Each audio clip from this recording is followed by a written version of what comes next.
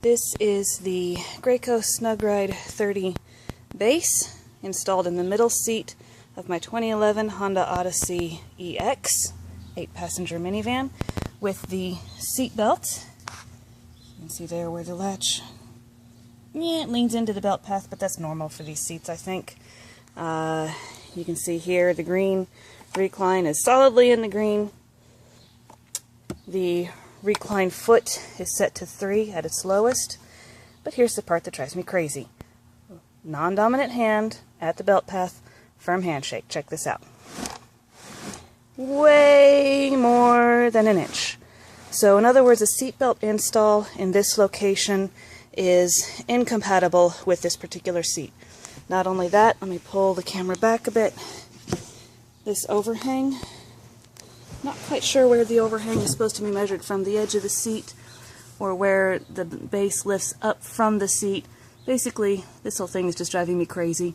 So I'm going to start over with latch and see how it goes. Okay. Alright, same seat, same recline level, installed with latch this time. Got that nice and tight. Check it out.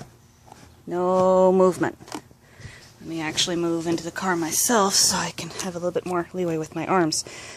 No movement. So this is definitely a good solid install.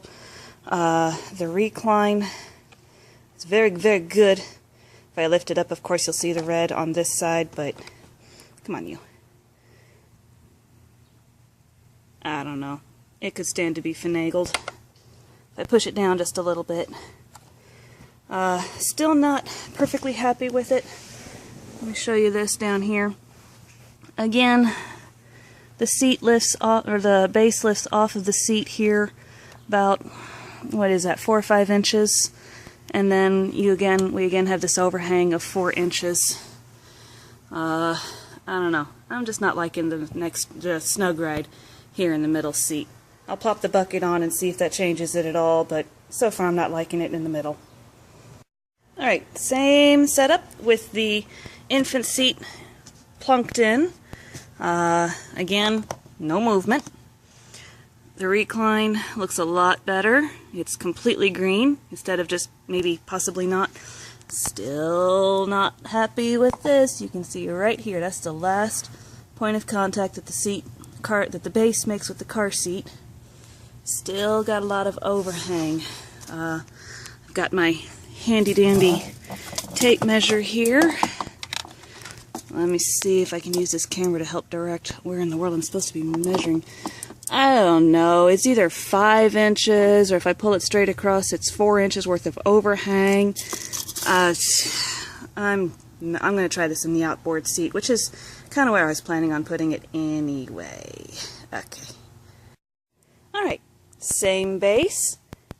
Driver's side captain's chair. By the way, the captain's chairs in the Odyssey are currently set to wide mode. Gives me a little bit more space to work with. Latch install. Check it out. Rock solid. Recline boot is still set to the lowest position, number 3.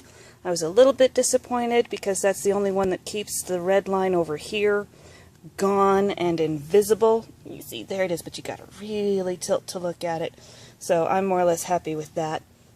The entire base of the seat is in contact with the car. I just measured it. There's about 3 inches worth of overhang. I've done the math before on what 20% of this base is. This base allows 20% overhang, which means up to 20%, which is about here or so, can hang off the edge of the seat. Right now there's just about 3 inches. That's well under the 20%. I'd have to do the numbers again. I've got them written down somewhere to remember exactly what 20% is. But I think this is kind of where I'd been planning on putting the base and the SnugRide anyway, with the next fit over here. Let me back out.